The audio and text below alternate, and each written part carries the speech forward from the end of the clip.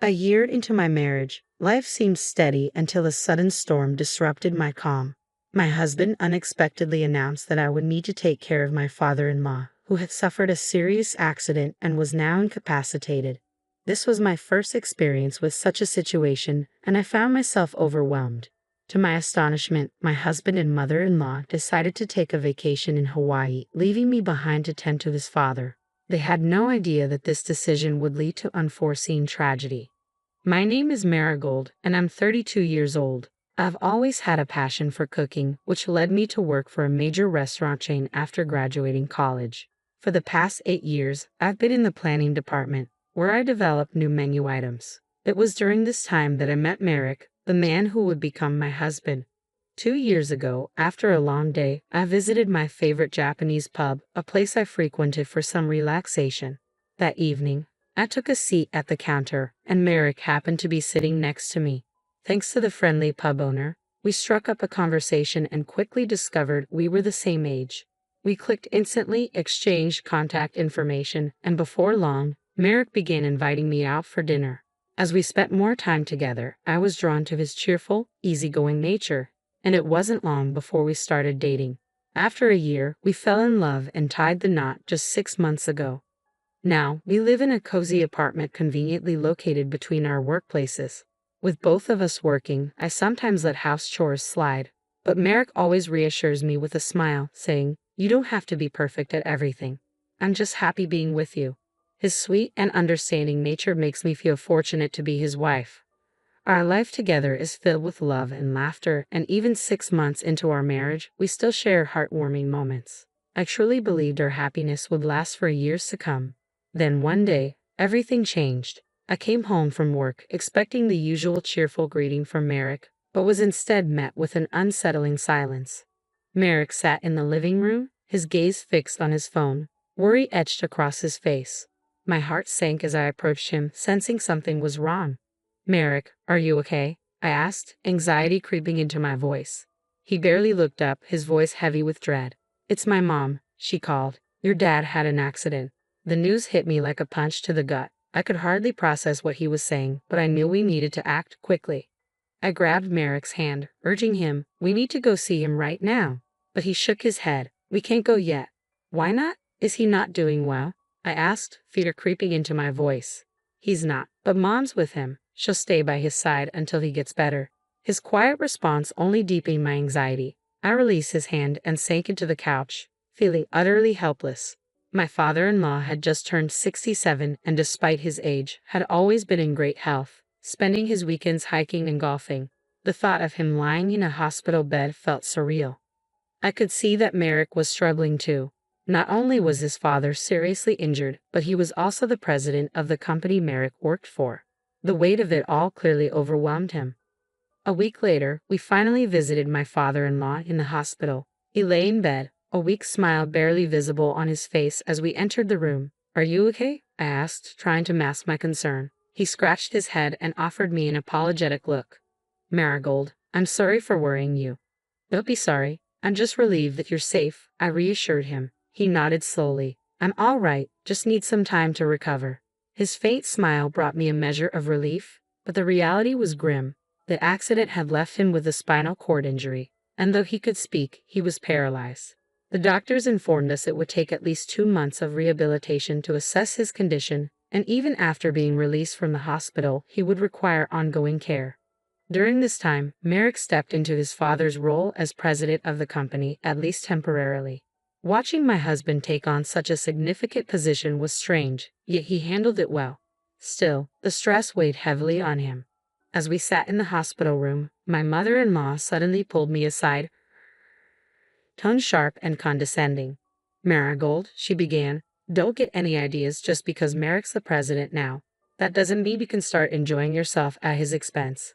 Her accusations stung. "I have my own job and I'm doing just fine," I replied firmly. She gave me a smug look. "Sure, but you knew who Merrick was before you married him, didn't you? You're quite the opportunist." Her insinuation was clear, and this wasn't the first time she had made such remarks. She seemed to believe I had married Merrick for his family's wealth and status, but the truth was, I had no idea about his background when we first met. Still, my mother-in-law's hostility had lingered from the beginning, and I had tried to ignore it. But this time, I couldn't hold back. I couldn't hold back any longer. I didn't marry him for his money. I snapped. Merrick's vibrant personality had always drawn me in, but now I felt a wave of betrayal wash over me. His mother's sharp words hit me hard. "What are you talking about? You speak to me as if you really know who I am." I shot back, but her gaze remained icy. "Exactly, and no matter what you say or do, I will never approve of you," she replied with a smirk. My father-in-law, sensing the rising tension, asked, "Is everything all right?" "It's nothing," she said quickly, glaring at me before turning away. It was painfully clear that my mother-in-law adored Merrick. She probably thought I was just some woman who had married her son for his money, especially since we had tied the knot after dating for only a year. From the very first moment I met her at our wedding, she had been ruthless toward me. I never imagined her sarcasm and hostility would continue, but what troubled me even more was Merrick's apparent worship of her. A few days later, he dropped another bombshell. "Marigold, you know Dad will be released from the hospital in about 2 months, right?" "Yeah, why?" I asked, sensing something was coming. "Well, when that happens, we're moving in with my parents," he said nonchalantly. "What? Where did this come from?" I gasped, taken aback. "Mom suggested it. She said it would be the perfect time for us to move in together. She can't take care of Dad by herself," he explained, as if it were the most logical thing in the world. "But we can't just do this so suddenly," I protested. "What are you talking about? We're all in this together." "Mom's really grateful," he said, brushing off my concerns. I felt utterly confused. It was clear that Merrick and his mother had already made their decision, and my opinion didn't seem to matter. Every time I tried to bring up the subject afterward, Merrick ignored me, and his devotion to his mother only seemed to strengthen. Meanwhile, his attitude toward me grew increasingly critical. "How's the packing going?" he demanded one day. "I won't be able to take time off for the move, so you'll have to handle it all. You're also in charge of the housework and taking care of Dad. Don't let Mom down." His words left me feeling mentally drained, and the looming move only added to my stress. At work, the company was entering its busiest season, and I was struggling to keep up with both my job and the overwhelming task of moving. I was physically and mentally exhausted. 2 months later, we finally moved in, and my father-in-law was discharged from the hospital. There was no time for me to catch my breath. I immediately stepped into the role of caregiver. My day began at 3 a.m. as I prepared breakfast, did laundry, and then went to help my father-in-law with his morning massage and get him dressed. After breakfast, I would feed him before rushing off to work, always feeling pressed for time. Despite my best efforts, my mother-in-law was never satisfied. Every morning, just as I was about to leave for work, she would stop me. "Marigold, can I have a word?" she'd say. "I'm sorry, I'm running late," I would reply, trying to make my escape. "What's your rush? Sit down. I need to talk to you about breakfast." "It wasn't good enough today," she insisted, her voice dripping with disapproval. "I'll fix it when I get back," I said desperately, eager to leave. But she would raise her voice and demand, "No, sit down now." These confrontations set my heart racing and my head pounding.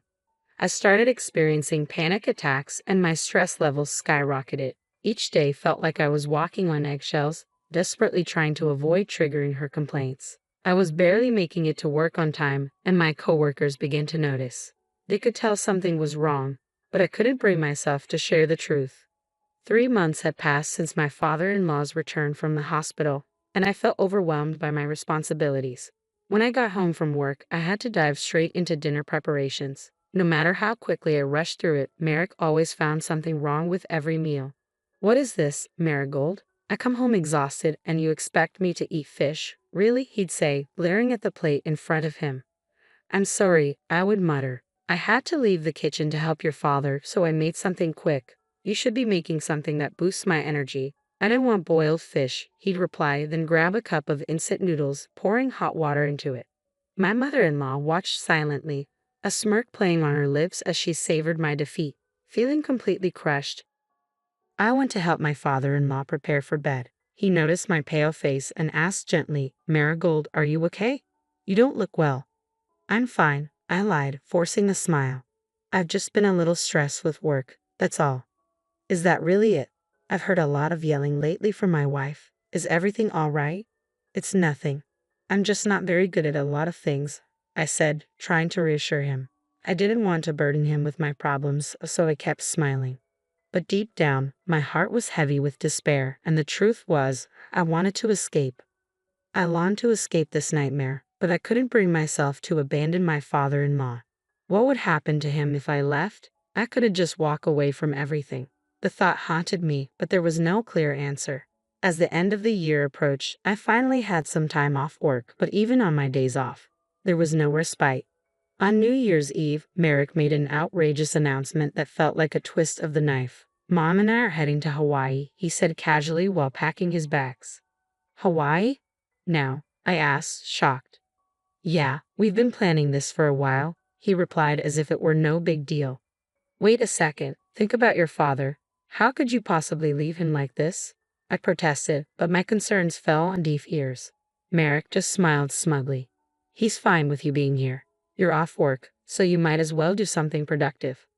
Both he and my mother-in-law wore triumphant expressions, proud of their plans as they showcased their large carry-on bags. They seemed to find my confusion amusing, struggling not to laugh. Just before stepping out the door, Merrick added, You'll take care of Dad while we're off to Hawaii. We'll be relaxing, so you handle everything here. With a chuckle, they both left and shut the door behind them. In that moment, something inside me snapped. Why was I left to manage everything alone? Enough is enough. I'm not going to put up with this any longer. I resolved that once they returned from Hawaii, I would file for divorce. I was done being treated like a servant. Until they came back, I decided to dedicate myself entirely to caring for my father-in-law. I stopped doing any extra housework and made a clear plan. I would let everything slide and focus solely on his care. The next morning, I prepared breakfast for him as usual. When I walked into his room with a towel to help him clean up and change, he greeted me with a smile. Marigold, best wishes for the new year. Happy New Year to you too, Dad, I replied, though my cheerfulness felt forced. I was still reeling from the events of the previous night. Where did Merrick and Mom go? They seemed to be in a hurry, he asked, looking puzzled. They went to Hawaii, I said, trying to keep my tone light. I watched his expression shift as he let out a deep sigh. Hawaii? Really? He looked skeptical, shaking his head. What's going on? Suddenly, his mood changed and he gave me a curious smile. Marigold, I've been waiting for the right moment to talk to you. I owe you an apology, he began, his voice calm yet serious. Wait, what do you mean? I asked, confused about where this was headed. He continued, I've been able to get out of bed on my own for a few days now, but I kept it to myself. I wanted to see how things played out. Confused, I urged him to explain further. Slowly, he revealed everything. He had noticed how I was being mistreated, how Merrick and my mother-in-law had ignored his needs while piling all the responsibility onto me. I asked them to help with small errands, but they refused, he explained. They didn't care at all. It wasn't just that. My father-in-law also shared that he had received complaints from the company's executive director. Apparently, Merrick had been slacking off as acting president, and this trip to Hawaii was the final straw. My father-in-law suspected that Merrick had used company funds to pay for it, so he had asked a representative to monitor Merrick's actions. Sure enough, Merrick's mismanagement and laziness were exposed, injuring everyone at the company. As soon as I get back, I'll be returning as president, my father-in-law told me. And as for Merrick, I'm going to fire him. He's not fit for this role. Then he revealed another surprise. While Merrick and my mother-in-law were away, we were going to change the locks on the house. They won't be coming back here, he said firmly. I was stunned but felt a wave of relief wash over me. Things were finally falling into place. A week passed, and then one afternoon, the doorbell rang. The front door rattled as Merrick and my mother-in-law, fresh from Hawaii, tried to get inside. The intercom buzzed incessantly. I picked it up and calmly greeted them. How was your trip? I asked, feigning cheerfulness. What? Marigold, open the door, Merrick demanded, sounding frantic. We can't get in. I can't do that, I replied coolly. Your father told me not to. What are you talking about? Just open the door already, he pleaded. Oh, and by the way, I continued, I heard your trip was paid for with company funds. Care to explain that? His voice faltered. How? How did you know about that? I watched their shocked faces on the monitor, struggling to hold back my laughter. Just then, my father-in-law joined the conversation, his voice firm and authoritative. So, you really did embezzle money from the company, didn't you? Merrick was taken aback. Dad, you? How are you standing? I've been able to stand for days now, thanks to Marigold helping me with my rehab, he replied. And I know all your behavior at work, thanks to the managing director. You've been lazy and irresponsible. Dad, no, that's not true. Merrick stammered, panic rising in his voice. Enough. My father-in-law cut him off. You're fired. You're no longer welcome at the company. Pack up your things and leave the office immediately. Merrick was now in tears, pleading through the monitor. Marigold, please, you won't leave me, will you? I couldn't hold back any longer. What are you talking about? Do you have any idea what you've put me through?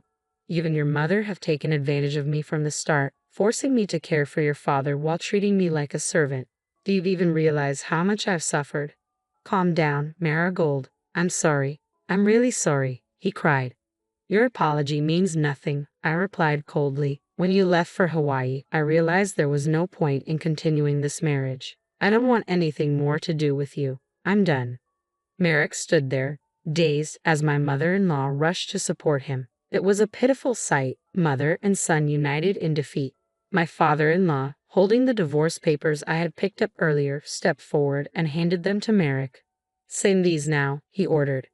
Merrick and my mother-in-law signed the papers without protest, knowing they had no other choice. I kicked them out of the house and locked the door behind them, ignoring their pleas as they pounded on the door and begged to be let back in. Since that day, I haven't seen either of them. Rumor has it they're both unemployed and living in a comic book cafe, picking up odd jobs just to get by. It's a far cry from the comfortable life they used to lead, but I believe it's the punishment they deserve. After the divorce, my father-in-law graciously told me, I'll hire a housekeeper from now on. You're free to live your own life. I took his advice and moved into a place closer to my job. Now, I'm living a peaceful, fulfilling life, and I'll always be grateful to my father-in-law for helping me escape that nightmare. I'm determined to repay his kindness in any way I can.